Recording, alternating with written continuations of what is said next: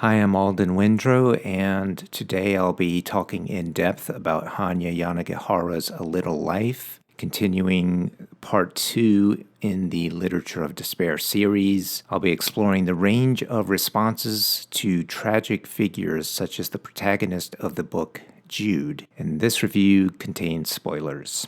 And with that being said, I will add that I knew the ending of this book before I read it, which I will explain.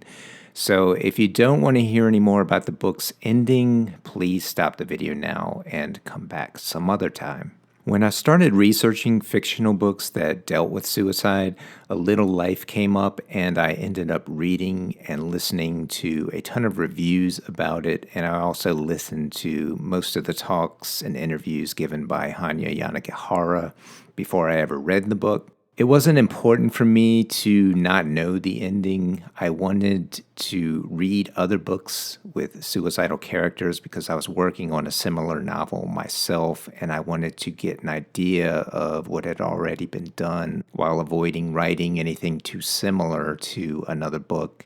The book is a daunting length for someone like myself who doesn't read particularly fast, so it was a time commitment.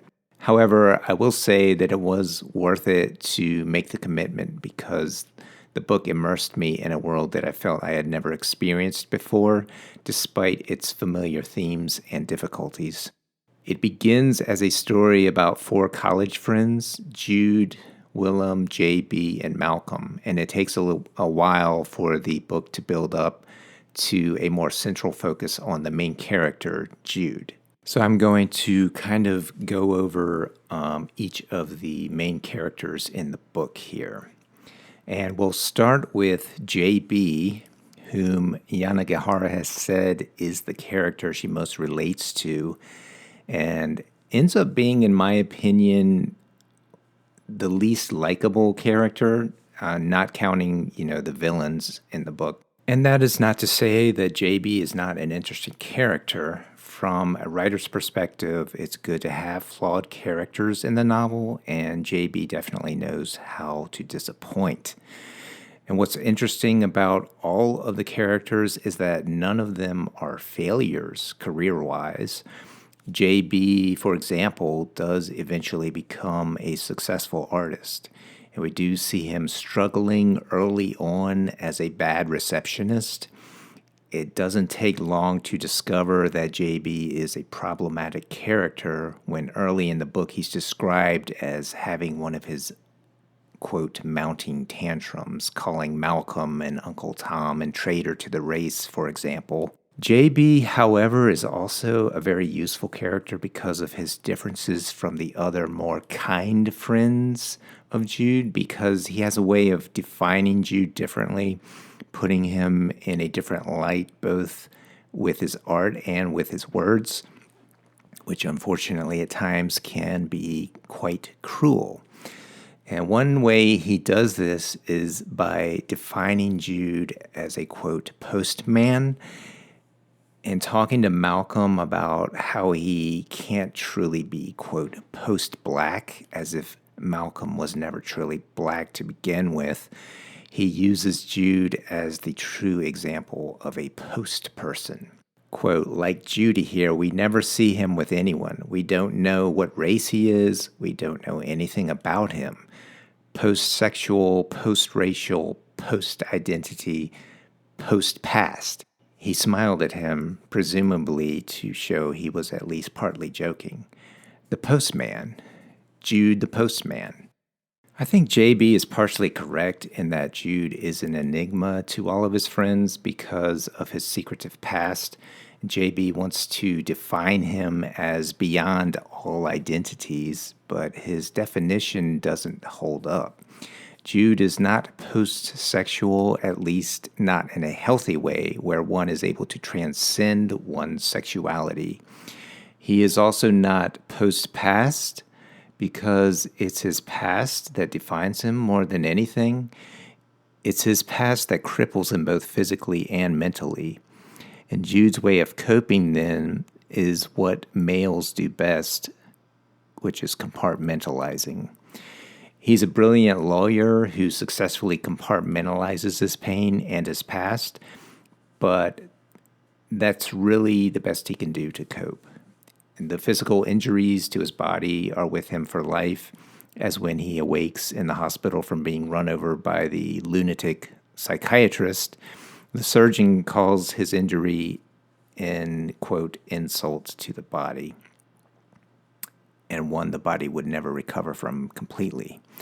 And so the body becomes the manifestation of psychic pain that also cannot ever fully recover completely. And for Jude, his problems can only be compartmentalized and coped with. JB strikes me as someone who isn't really interested in changing himself for the better. An example of this is when he goes to therapy and lies to his therapist about why he was using drugs and not communicating with Malcolm and Jude and Willem. And he gives his therapist, quote, answers he knew would excite him, while feeling, quote, disdain for stupid Giles as well as disgust for his own immaturity. And this is JB at age 39 doing this. Of course, JB is hanging out with people by now that are also not encouraging his own spiritual and mental development. People like Jackson, the careless rich asshole who never worked a single day in his life. And hanging out with people like Jackson only reinforces JB's propensity for being an asshole as well. Of course, the pinnacle of JB's being an asshole, a person with little self-awareness, is when he, again, under the influence of Jackson, does this hideous parody of Jude while slurring, "I'm Jude." This, of course, being the final straw for Willem. He knocks JB out, which I suspect was a culminating desire in Willem that finally is released when the right opportunity comes along, and it's also the point at which Willem completely cuts JB off as a friend. I'm not going to go too in-depth on Malcolm. Malcolm felt to me like the most distant character in the book. I didn't feel particularly close to him, but I did appreciate his role among the four. He proves to be a reliable and practical kind of friend to Jude. He ends up being an architect because he loved buildings. So I'm going to move on to Willem. Willem is generally a good friend to Jude, and they become very close, even entering a relationship toward the latter part of the novel. But at the same time, in some ways, Willem feels like a very ambitious and flawed character at the same time. He's the movie star. And it's interesting to look at all of Jude's friends and wonder if any of them could have prevented Jude's eventual demise. I think Willem is the one friend that Jude could not live without. And there is one sentence that describes how Willem is different from JB and Malcolm. Quote, "They all loved Jude and admired him, but he often felt that Jude had let him see a little more of him, just a little, than he had shown the others, and was unsure what he was supposed to do with that knowledge." And we see this played out all throughout the novel, where Willem is uncertain about how to relate with Jude. The one detail I love about Willem is that he is willing to give up coffee for Jude. As someone who relies on coffee myself, I'd say that's a real sacrifice there. Where I have empathy for Willem is in his frustration with his relationship with Jude. We know from Jude's thoughts that he often hides some of his thoughts and feelings from Willem because he doesn't want Willem to, quote, see him as less of a person, as someone who has to be looked after and helped. We keep being reminded that Willem's and Jude's relationship is not a completely honest one. When the relationship becomes sexual, Jude loses respect for Willem's enjoying it while, quote, hating himself more for those feelings. And Jude feels he has to lie to Willem or else lose him. And at times, Willem's frustration with Jude gets the best of him when he does things like cutting himself in front of Jude or making low blows in the middle of their fights by saying things like, quote, "Maybe if I kicked you down the stairs a few times, I'd be living up to your standards." Willem is frustrated with their relationship for good reason, but at times he ends up saying the wrong things, responding in not very helpful ways. It's only in the last days of Willem's relationship with Jude that he realizes he would, quote, love someone who would remain unknowable and inaccessible to him in fundamental ways. And then there's Jude. Jude is, of course, my favorite character in the book.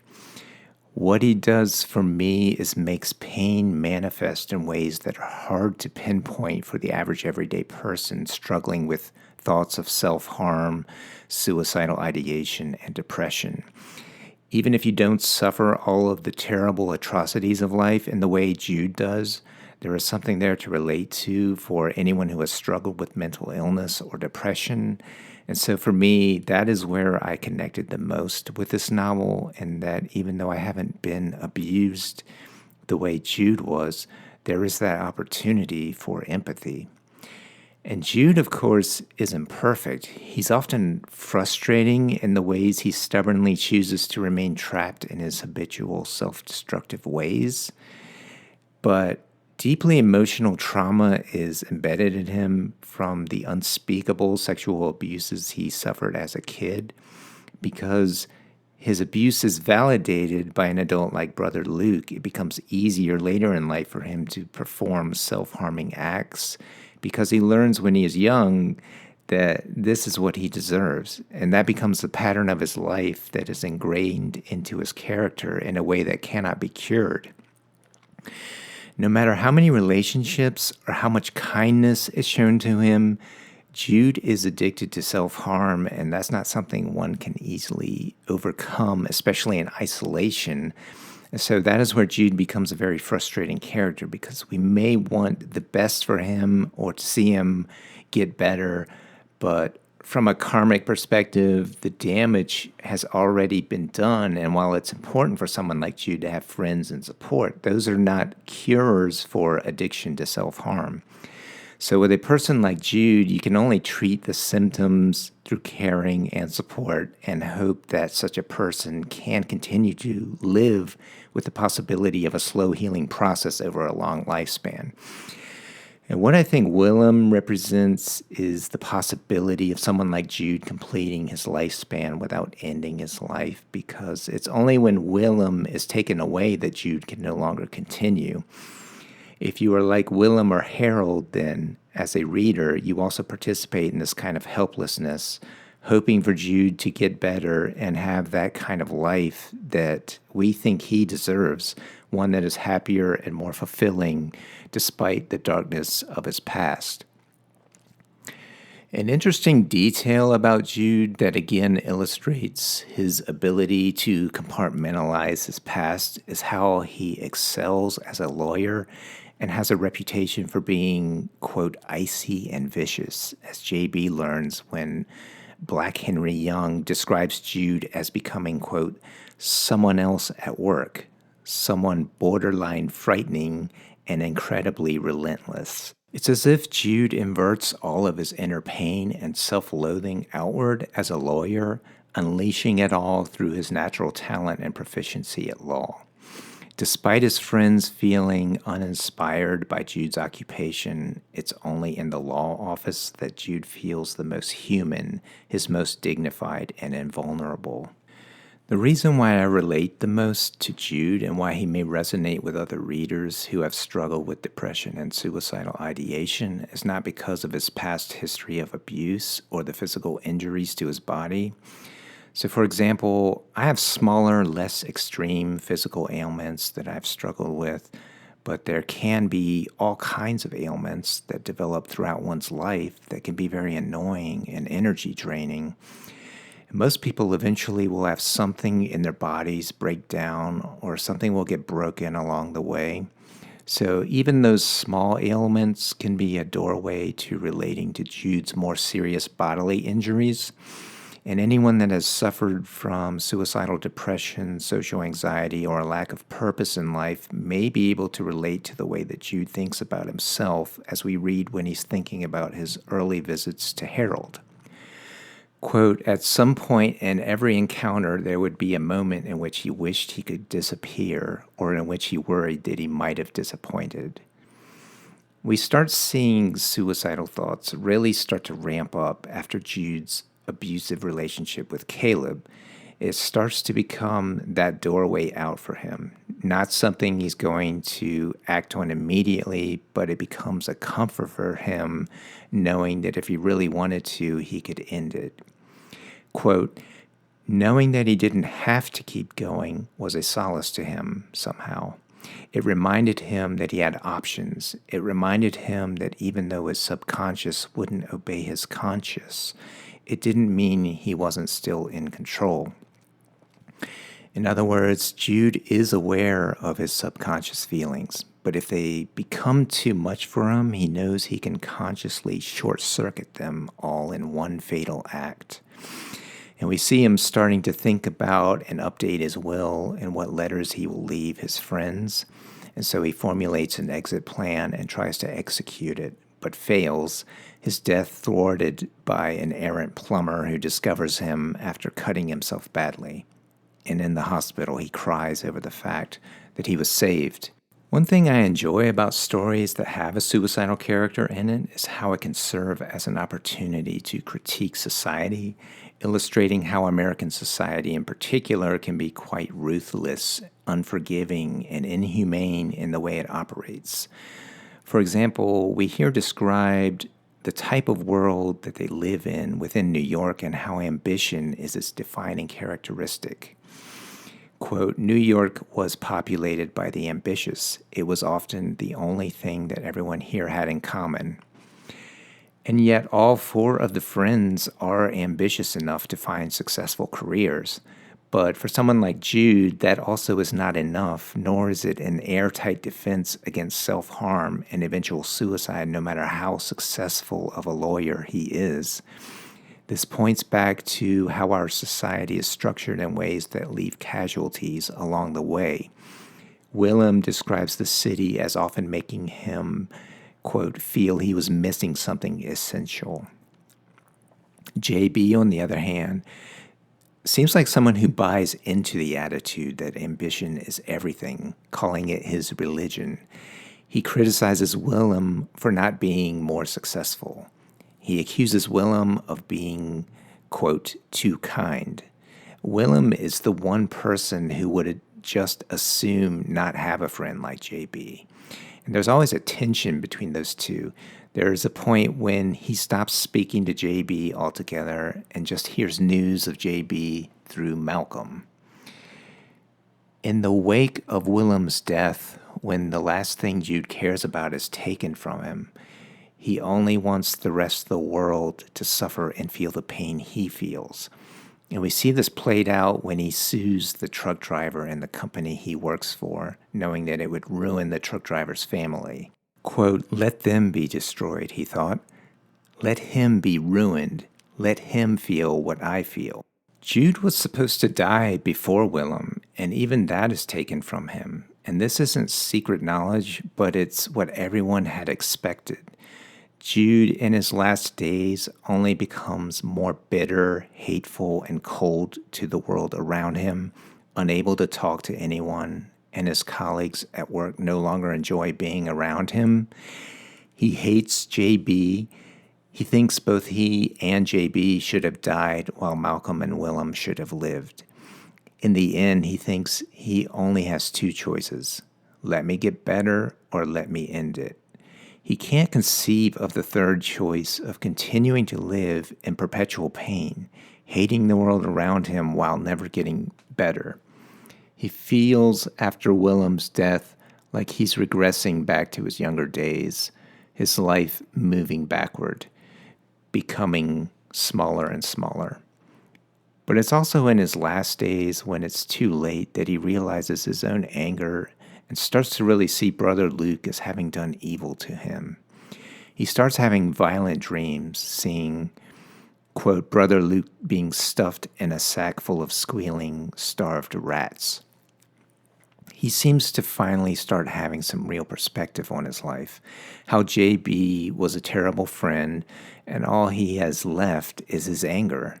He sees his life as a waste of time. He even starts to become rude with Harold and Julia. There's that scene where he insults the food they prepare for him, calling it dog food. He throws the plate of food against the wall, and he keeps expecting Harold to get angry at him or to hit him, but he never does. Instead, in an act of understanding, he wraps Jude in his arms, and Julia joins in, hugging Jude despite his protestations. It's only then that Harold understands the full extent of Jude's anger. So moving on to Harold, he's my other favorite character besides Jude. In my opinion, he represents the best possible response to Jude's painful existence. He, I think, is the character that most of us reading should be trying to model ourselves after in terms of his attitude and generosity. It's interesting to watch Harold's relationship with Jude develop from one of curiosity to one of horror as Jude's past is revealed. The opportunity for empathy arises for Harold and for the reader. The novel isn't demanding that we cure Jude, but to relate to him in the same way that Harold does, with curiosity, with hope, with empathy, with generosity. In short, in the way that any human being should be treated.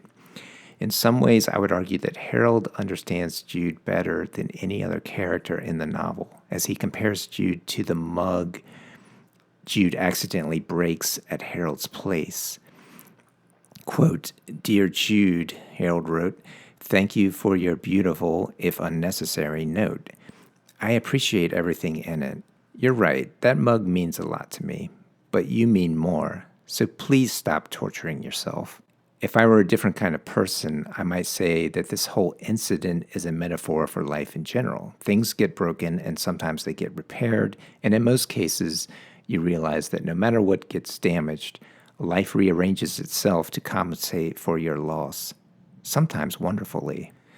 What Harold is describing is exactly the type of prescription for Jude that would work to keep him alive and getting him as close to something like happiness as possible. At one point, Willem asks Jude if he's happy, and Jude responds, quote, "I don't think happiness is for me," Jude had said at last, as if Willem had been offering him a dish he didn't want to eat. It's only when life is unable to compensate for Jude's losses that the prescription is no longer strong enough. Life can only compensate but so much for one's losses before it becomes too unbearable. Jude is convinced that one day Harold and Julia will both regret being involved with him, so he constantly tests Harold while also testing the reader. Do we reach a point where we regret knowing about Jude? Do we eventually get tired of him repeating the same harmful patterns of behavior over and over again? Or do we, like Harold, continue being Jude's friend regardless of his past? It's a tough call, and it depends in some cases whether we are well equipped to handle that kind of a friendship. JB, in my opinion, is not able to handle being Jude's friend. He doesn't have the right understanding of or sensitivity towards Jude. Harold is in a much better position to take on the friendship of Jude. So another important character is Andy. And we could call him one of Jude's enablers, although I think he is more than just that.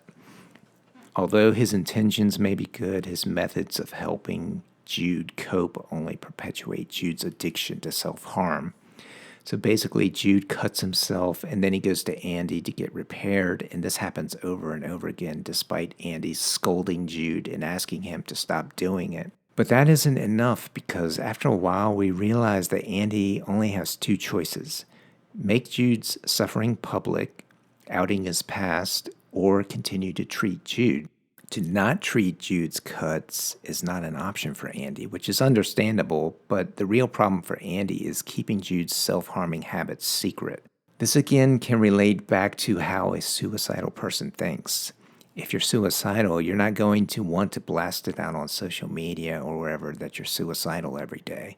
For most people, especially if you're a male, you're going to keep that to yourself, or maybe it'll be something only confided to your psychotherapist, or you may go anonymously on Reddit and post on Suicide Watch.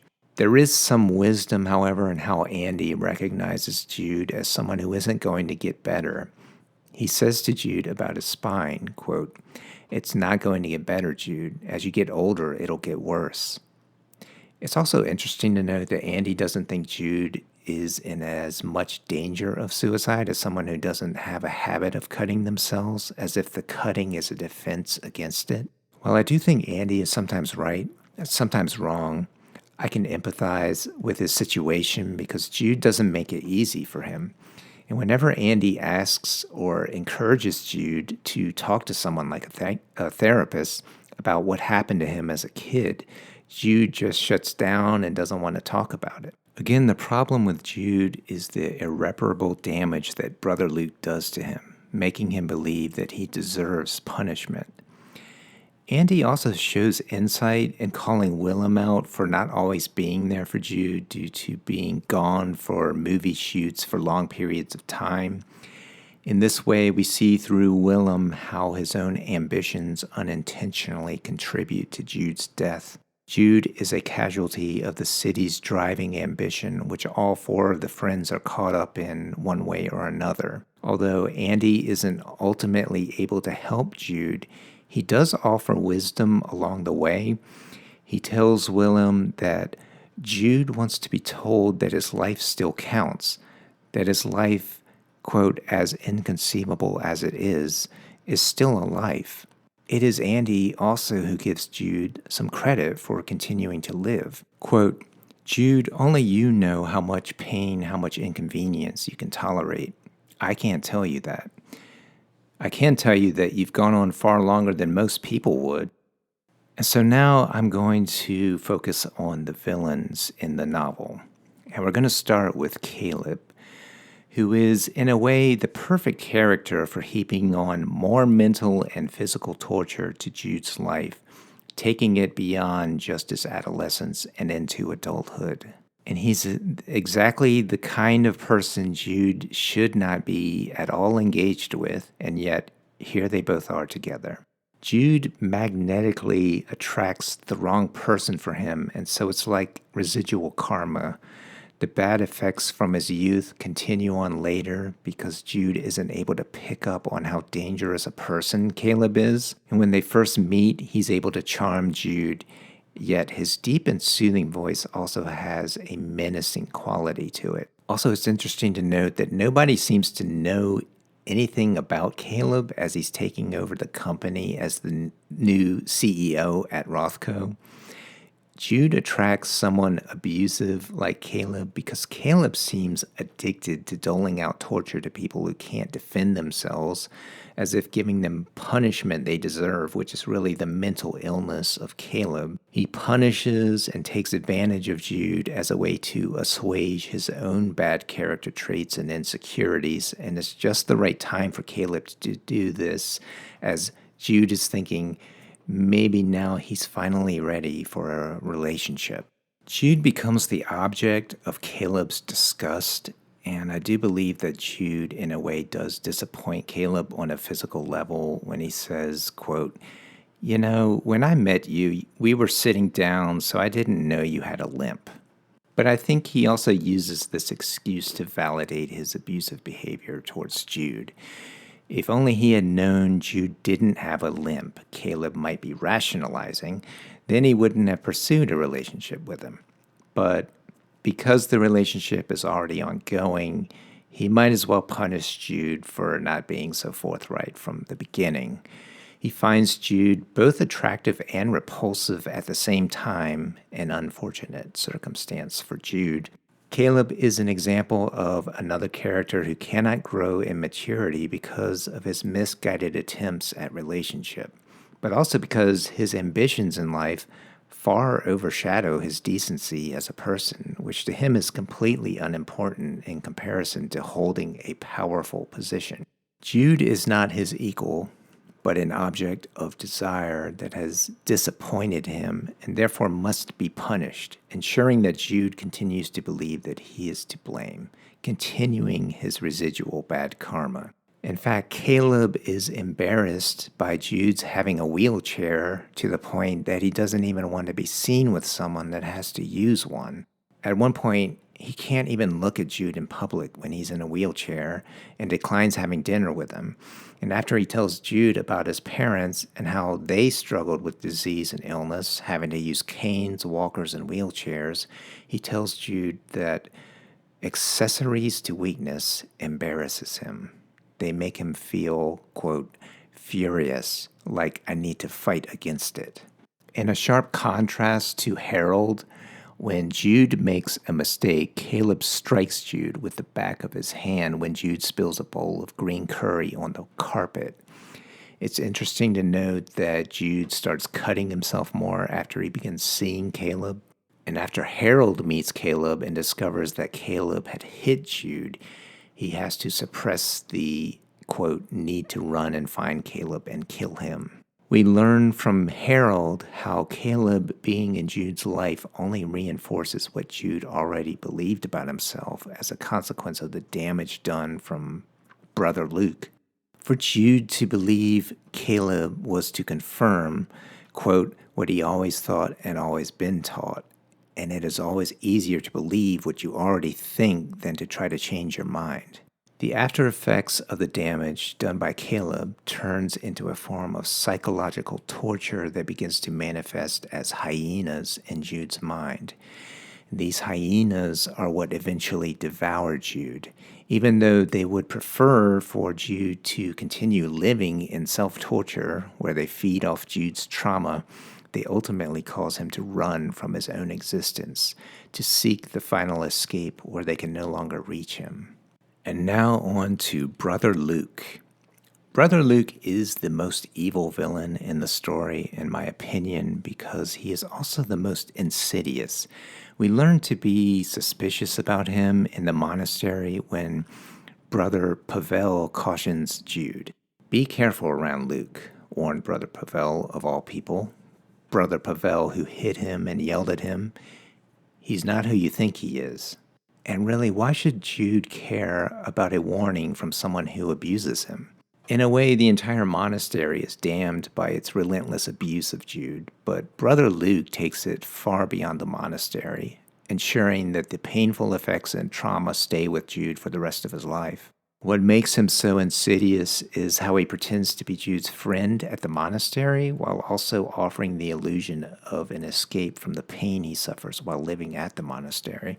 By not hurting Jude by way of physical beatings like the other brothers at the monastery do, Brother Luke is able to convince Jude that he is the real friend of Jude when he says, quote, I would never hurt you, Jude. You know that, don't you? But it's a lie. His type of abuse of Jude is more psychosexual, the type that leaves Jude with zero self-worth, making any future intimate relations extremely difficult, if not impossible. And he pretends to be on Jude's side. He pretends to care. But when they reach Texas, there is no promised forest or place to build a cabin, just tumbleweeds and a motel. He educates Jude daily, giving him knowledge while at the same time stripping him of the emotional skills he would need to make use of that knowledge later in life in a healthy way. Again, the whole monastery is damned when Brother Luke informs Jude that he has a job for him by doing what you did with Father Gabriel and a couple of the brothers. It's with Brother Luke that we learn what the title of the book really means, as Brother Luke critiques Jude, saying that he should be acting like he's enjoying being used as a sex slave by strange men. Quote, I know you work hard, but Jude, when you're with your clients, you have to show a little life. They're paying to be with you, you know. You have to show them you're enjoying it. And so this becomes a metaphor for the entire book. Jude's entire existence of having to pretend like what he has is something like a normal existence, a life that one can embrace and feel happy about. But we all know it's the exact opposite for Jude. We see later in his relationship with Willem how he recalls Brother Luke's commands, quote, roll over, now make some noise, now tell me you like it. Also, he could seem like an active participant in an act he is unable to enjoy.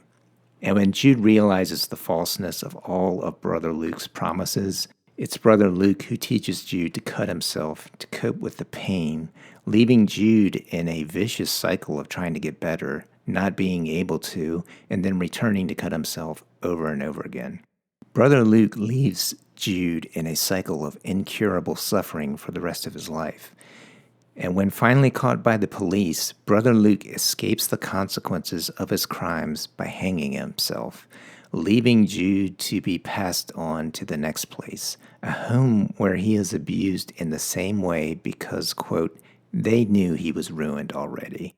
Brother Luke leaves Jude with a destroyed life, one Jude can never fully recover from or enjoy. This is why he, more than any of the other villains, without ever having hit Jude, is the most evil and manipulative of them all. Another evil character is the psychiatrist Dr. Traylor, who also seems to me to be the most mentally deranged of the villains. He picks up Jude while he's sleeping under a tree and drives him home. And when he sees Jude, he doesn't see a child needing help, but a prostitute. In a similar way to Brother Luke, Dr. Traylor only helps Jude get physically well so that he can abuse him, keeping him locked up in the basement of his house. He never views Jude as anything other than a prostitute, a, quote, diseased person who has no worth or humanity.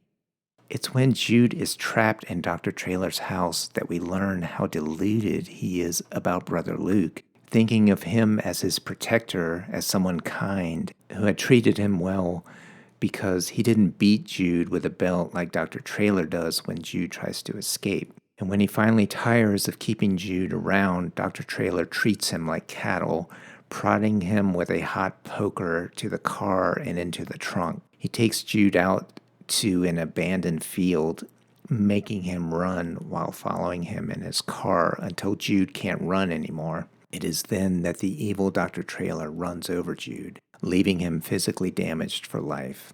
So while Brother Luke does irreparable emotional damage, Dr. Traylor finishes the job Brother Luke starts, making his physical body as damaged as his mental state. And the rest of Jude's life will be a constant battle between his body and mind. In the grand scope of things, all four friends are casualties of ambition, some more than others. It is ambition that eventually, inadvertently, makes a casualty of Jude because of what happens to Willem. At one point, Willem explains what he wants from life, quote, work I enjoy and a place to live and someone who loves me.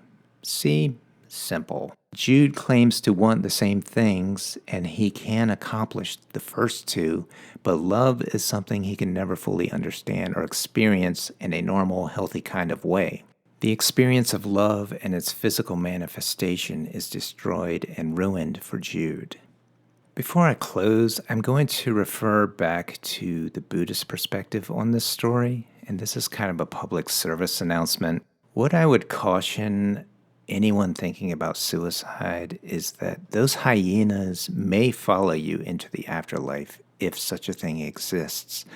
In other words, simply killing the body may not be the answer you're looking for. Jude never seeks professional help in order to avoid the devastation of his life, avoiding his problems, unable to accept that he could possibly cope in a healthier way, recognizing that he is not his body or his past experiences. I don't believe in an eternal hell or heaven, but I do believe that there are possibilities beyond this life which we may not know about. The problem is we haven't died yet, so we can't really know what happens or doesn't happen. The Buddhist monk Ajahn Mahabua has called suicide a way of getting fooled. I think what he means is that by trying to solve the problem of life once and for all in one final devastating act, the person may not realize that those same problems may follow them into the next life. A person's karma cannot simply be erased without consequence. This brings about all kinds of possibilities and explanations for Jude's suffering that I won't go into now, but I'm only mentioning this as a way of confirming that I'm not encouraging suicide as a way out or a solution to people's pain again, because we don't really know what happens as a result.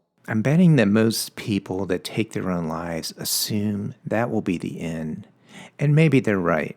Whether we believe there is an afterlife or isn't one, either way, it's still just a belief and not a fact that we can prove. There's even the possibility mentioned at the very end of the story, in Harold's mind, that maybe Jude is now, quote, that gray cat that has begun to sit outside our neighbor's house, or that toddler I saw running through the square a few months ago. I think that the Buddhist perspective would say to try to live for as long as you can and focus on what you can do instead of what you can't. The point isn't that I'm not compassionate to other people's psychic and emotional pain, but simply pointing to ways to persevere beyond what we experience as unacceptable. Jude never reaches the point of realizing that he wasn't to blame for the evil that was done to him until it's too late, and that is the true tragedy of the story. His adult life is left with unbearable consequences. And like Harold, we can all empathize and have compassion for such people. We can also find Jude in ourselves, even if it's only 1% of Jude. Everyone experiences pain, aging, and illness. And as we get older, our bodies start to fail us. The question becomes, how do we sustain ourselves against the odds? And that's one we each have to figure out for ourselves. And by saying that suicide doesn't have to be the answer doesn't mean invalidating how a suicidal person feels. It doesn't mean dismissing a person's past or telling them to just get over it. We should all be psychotherapists to each other as much as we are capable of being, and a good psychotherapist friend who listens more than they give advice. In Jude's case, he never really gets better. And a good psychotherapist will realize that it's not their job to heal, cure, or fix someone like Jude, but simply to be there as a support in the same way that Harold is. And like Andy, we should still remember that Jude's life, quote, as inconceivable as it is still a life. There is a basic honoring here of all life, not judging a life as not worthy like Dr. Traylor does. We catch some of Willem's last thoughts before his death about how people are in general and the sadness of simply existing and struggling as a human being. Quote, he really thought of Jude and what his life had been, a sadness he might have called it. But it wasn't a pitying sadness, it was a larger sadness. One that seemed to encompass all the poor, striving people, the billions he didn't know, all living their lives.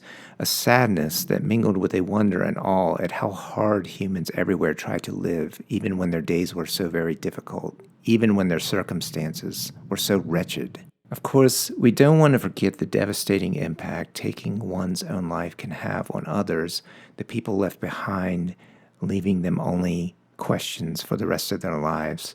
Even Harold feels a sense that he somehow failed Jude at the end of his life, unable to ever convince Jude that he didn't owe anyone an apology for his existence. Harold's great insight about Jude is understanding that while he may try to encourage or offer happy moments with him, at the same time he understands that that may not be enough to sustain him. He realizes that the happy moments, quote, cannot compensate for all the other moments, the majority of moments. He understands and accepts Jude all the way to the end, knowing that he probably can't stop Jude from taking his own life. His role is not to save Jude, but to be there as a support for him, and that's really about all he can do that's going to be helpful to someone like Jude. And so I hope that how we relate to people that struggle with suicidal ideation is something we can reflect on. And if we are thoughtful readers, novels can offer a meaningful opportunity to reflect on our own behavior and the behavior of others. And so I think I'll finally end this review here. If you have any additional thoughts to share about this novel, or maybe even about mental health struggles, leave a comment below. Maybe you have a different perspective or an insight that I didn't talk about in this review. My general question, though, is whether we can have compassion or empathy for someone like Jude. Can we be friends with someone like Jude, or is it not worth it? Many famous writers have ended their lives by suicide also, so hopefully those of us who are writers are being conscious about how we're living and trying to be responsible about our daily habits and not getting sucked into the vortex of self-destructive habits. If we need professional therapy and can find someone that is going to be of help to us, then yes, we should absolutely seek therapy. This may be the only life we get, so even if conditions aren't ideal, I try to tell myself to make the most of it regardless. So I'll end it here. If you like this book, I would encourage you to also read my book, which is literary autofiction, The Canceled Life of Xander Walbach, which explores the mental struggles of a failed musician who turns to the spiritual life in order to try and cope. I will leave a link to the ebook and paperback below. Thanks for listening, take care, and I'll talk to you next time.